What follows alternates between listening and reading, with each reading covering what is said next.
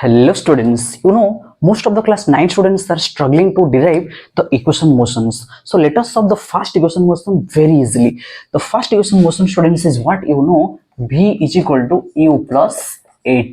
So this equation, in order to derive, students, what to do? We have to find out the acceleration, and this equation motions are only valid for constant acceleration. So here, first, in order to derive this, what is given, students? Given here v is equal to the final velocity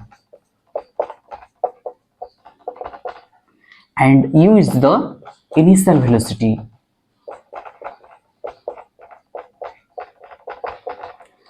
and a is known as acceleration.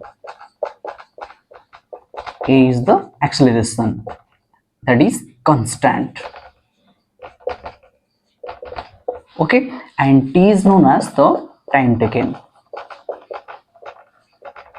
Okay, so here, students, whenever an object will move with a constant acceleration, suppose one object is moving with initial velocity a, and after some time t, the velocity has changed to v. That means the velocity has changed. It means that the object has done acceleration. So let us find out the acceleration first here. Acceleration, students, acceleration a is equal to change in velocity by time taken.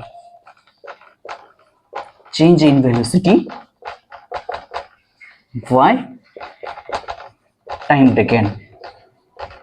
Okay, so here, students, that is equal to a is equal to, you can say, change in velocity, final velocity v minus initial velocity u by time taken. That is, the rate of change of velocity is known as acceleration. So here, students, a is equal to v minus u by t. This implies that if you do cross multiplication, it will become what?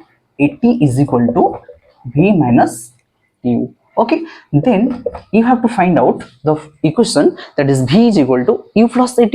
Yes or no? So here, students, if you interchange this equation, what you will get?